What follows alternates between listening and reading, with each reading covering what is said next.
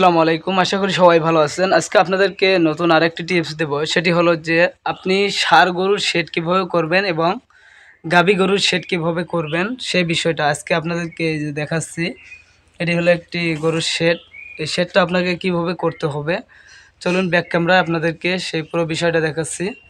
আপনি যখন একটি গরুর শেড তৈরি করবেন তখন অবশ্যই আপনাকে যে জিনিসটা আগে ফোকাস দিতে হবে সেটি হলো যে আপনি যখন একটি গরুর শেডের সারি বানাবেন, এই যে সারিগুলো দেখেন, এই সারিগুলোতেই কিন্তু আমরা অনেকেই ভুল করতেছি। এই সারিগুলোতে আমরা শুধু সিমেন্ট আর বালু দিয়ে বানাচ্ছি। এটা করলে কিন্তু দেখা যাবে যে কিছুদিন পরে এগুলো নষ্ট হয়ে যায়। এই সারিগুলো আপনাদেরকে অবশ্যই ভিতরে গিট্টি, বালু, সিমেন্ট এগুলো মিশিয়ে তারপরে এগুলো বানাতে হবে।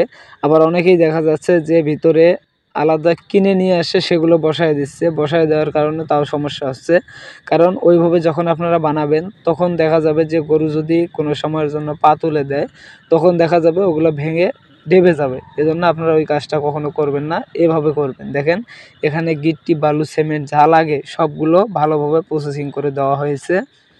আর অবশ্যই আপনারা এই যে ক্ল্যাম্পগুলো ভালো শক্তভাবে লাগাবেন। এই যে ক্ল্যাম্পগুলো যেগুলোতে আপনারা দড়ি লাগাবেন সেই জায়গাগুলো ভালো করে রাখবেন। আর বিশেষ করে আমরা যে ভুলটা করি, একটি ষাঁড় গরুর শেডের অবস্থান কীরকম হবে বা গাভী গরুর শেডের অবস্থান কীরকম হবে সেটাই কিন্তু আমরা বুঝি না।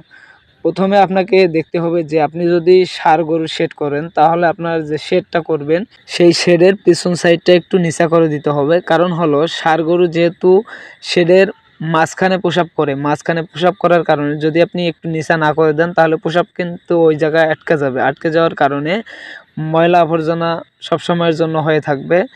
এই জন্য আপনারা সবসময়ের জন্য জায়গাটা একটু নিচা করে দিবেন। আর দ্বিতীয়ত যে ভুলটা আমরা করি সেটা হলো যে শেড আমরা সবসময়ের জন্য সমান রাখি, প্লেন। উপরে আমরা কোনো সময়ের জন্য দেখা যায় যে ঘোলা দিয়ে একবারে প্লেন করে দিই। তখন সমস্যা যেটা হয় সেটা হলো যে গরুর পা কিন্তু ওই মেঝেতে আটকে না, না আটকার কারণে পা পিছলে পড়ে যেতে পারে। এজন্য আমরা কোনো সময়ের জন্য ওই জায়গাটা প্লেন রাখবো না, একটু হলেও করে রাখবো। এই দেখেন আমরা যেভাবে রেখেছি এভাবে রেখে দিবেন। আর গাভী গরুর শেড করলে তো আপনারা যেটা করবেন সেটা হলো যে আপনারা প্লেন রাখলেও কোনো সমস্যা নাই। কারণ গাভী গরু যেহেতু পিছনে প্রসাব করে, পিছনে প্রসাব করলে তো ওই প্রসাবটা আর ওখানে মেঝেতে লেগে থাকে না। এজন্য আপনারা এই কাজটা করে নেবেন।